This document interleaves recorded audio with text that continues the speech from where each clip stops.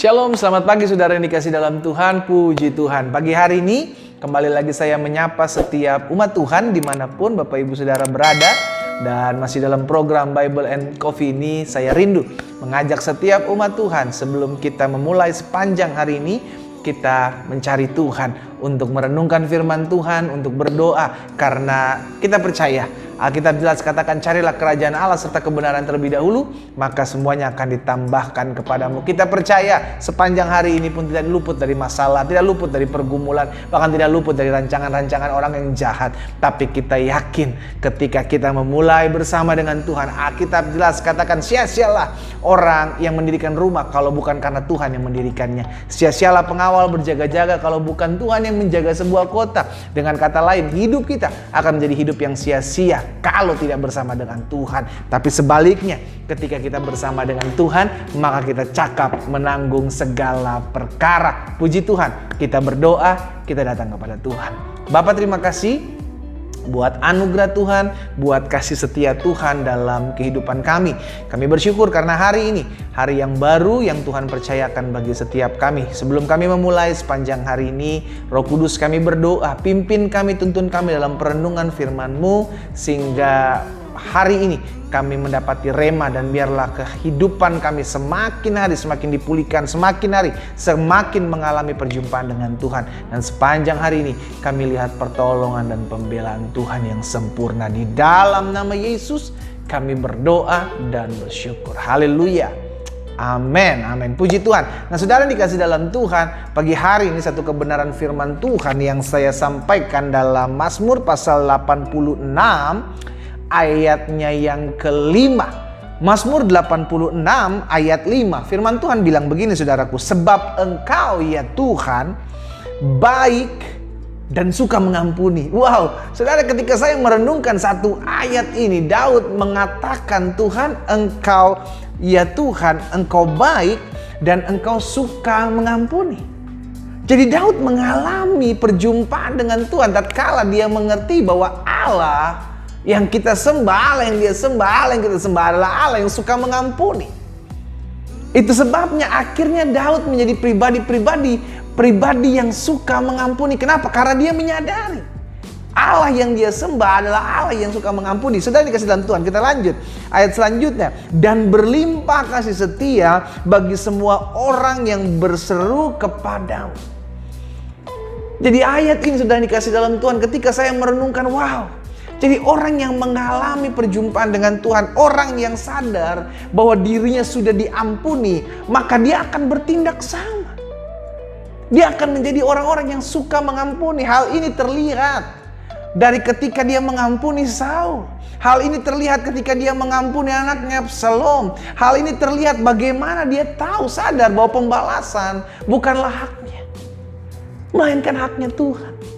Kenapa? Karena Daud merasa, Tuhan, aku nih produk pengampunan. Iya kan saudara? Saudara dan saya kan juga produk pengampunan.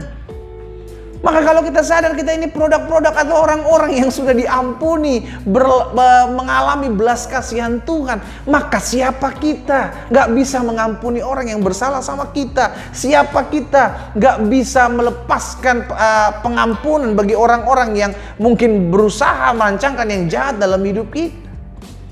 Karena kita kan dulu jahat juga saudara. Kita juga dulu adalah seteru-seterunya Allah, Alkitab katakan. Namun oleh karena kasih karunia-Nya kita diselamatkan. Namun karena kasih setianya kita dimerdekakan. Sebab Tuhan adalah baik. Sebab Tuhan suka mengampuni. Saudaraku, kita punya Tuhan yang suka mengampuni. Kalau kita ngaku anak Tuhan, maka like father, like son, saudaraku. Iya kan? Sebagaimana anak seperti itulah, sebagaimana orang tua, papa, ayah, ibu, seperti itulah anak-anak. Kalau kita mencatat Bapa kita adalah Bapa yang suka mengampuni, maka seharusnya kita pun menjadi orang-orang yang mudah untuk mengampuni. Membawa damai, membawa sukacita, bukan untuk itukah kita terpanggil? Makanya Paulus juga bilang dalam Efesus pasalnya yang keempat, saudaraku. Efesus pasal yang keempat ayat 32, apa dikatakan di sana?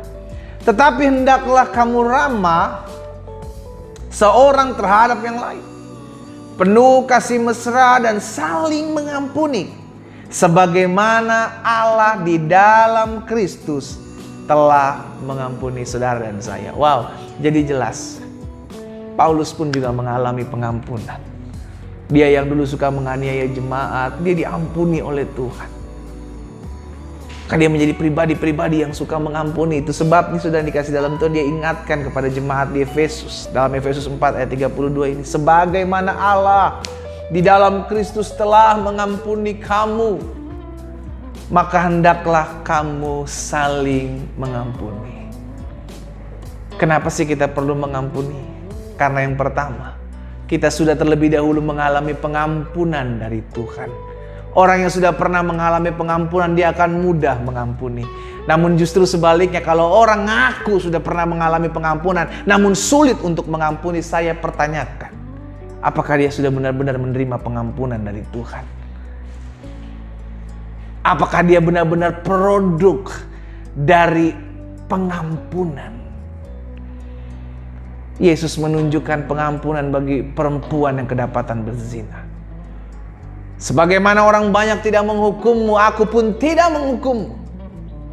Pergilah dan janganlah berbuat dosa lagi. Siapa kita yang dengan mudahnya menghakimi orang yang jatuh dalam dosa, dengan mudahnya menghukum orang, dengan mudahnya tidak mau melepaskan pengampunan bagi orang yang bersalah dan menyakiti kita? Sedangkan Yesus yang adalah Tuhan kita dengan mudahnya melepaskan pengampunan. Like father, like son. Sebagaimana Bapa, seperti itulah anak-anaknya. Kalau kita sadar kita ini anak-anak Allah, maka kita harus belajar mengampuni.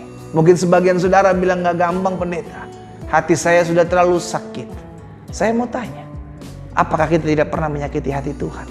Saya mau tanya, apakah kita manusia sempurna yang tidak pernah menyakiti sesama kita? Saya mau tanya, apakah kita tidak pernah bersalah kepada orang lain? Makanya Alkitab mencatat, apapun juga yang kamu kehendaki supaya orang lain lakukan kepadamu, lakukan itu kepada orang lain. Kalau kita mau dengan mudahnya diampuni segala kesalahan kita, karena kita manusia tidak luput dari kesalahan, maka ampuni orang lain. Engkau suami-suami, kalau engkau mau diampuni, maka belajar untuk mengampuni istrimu. Engkau istri-istri pun demikian. Kalau engkau mau, ya jangan gampang nyalain kita dong. Kita kan istri-istri juga capek nih, ya kan? Ya sadar dong. Kalau kita mau dengan mudahnya diampuni, maka belajar untuk mengampuni. Apapun juga yang kamu kehendaki supaya orang lakukan kepadamu, lakukan itu kepada mereka. Sehingga pagi hari ini saudara dikasih dalam Tuhan, saya percaya dunia di mana kita tinggal adalah dunia yang jahat. Dunia di mana kita hidup adalah dunia yang sedang lenyap dengan segala keinginannya. Dengan kata lain, kita masih sering dipertemukan dengan orang-orang yang nyakitin kita. Kita masih sering dipertemukan dengan orang-orang yang ngecewain kita. Tapi kita diajar, kita adalah orang-orang, pribadi-pribadi yang sudah mengalami pengampunan. Kalau kita sudah mengalami pengampunan, ayo lepaskan pengampunan bagi orang yang bersalah kepada kita. Jangan pernah bilang, tapi pendeta ini udah berapa kali dia lakukan. Saudara dikasih dalam Tuhan, Petrus pernah tanya sama Yesus, Guru, sampai berapa kali saya harus mengampuni saudara saya yang bersalah kepada saya? Apa yang Yesus bilang? 7 kali 70 kali. Tidak terbatas. Kenapa? Karena Yesus mengajari selama kita hidup di muka bumi ini, belajar untuk mengampuni. Nggak gampang, tapi yuk sama-sama kita coba. Nggak gampang, tapi kita mau terus dilatih. Tidak gampang, namun kita mau terus berjuang. Sehingga akhirnya kita menjadi pribadi-pribadi yang siap mengampuni orang yang bersalah kepada kita. Kenapa? Karena kita punya Bapa yang suka mengampuni. Maka kita anak-anaknya pun harusnya suka mengampuni. Kalau Bapa kita adalah pribadi yang suka mengampuni, namun anaknya tidak suka mengampuni, dipertanyakan. Jangan-jangan kita bukan anak dari Bapa kita. Kita berdoa, kita datang kepada Tuhan. Bapa, terima kasih buat belas kasihan-Mu atas hidup kami. Terima kasih buat anugerah-Mu.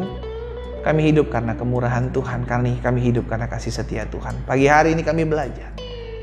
Biarlah kami boleh menjadi pribadi-pribadi yang mudah mengampuni orang yang bersalah kepada kami. Karena kami sadar, kami adalah produk, kami adalah hasil dari pengampunan Tuhan kepada kami.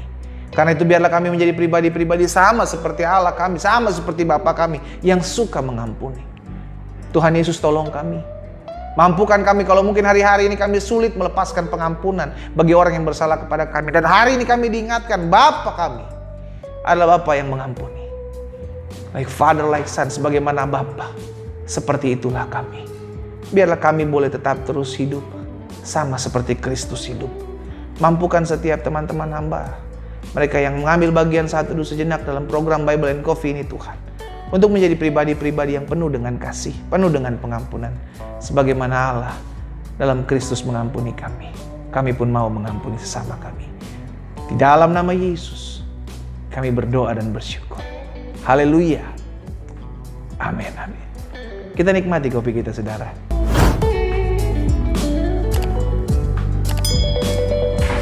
Sebagaimana Bapa sudah mengajarkan kepada setiap kita, ampuni, maka kita pun harus mengampuni orang yang bersalah kepada kita. Tuhan Yesus memberkati.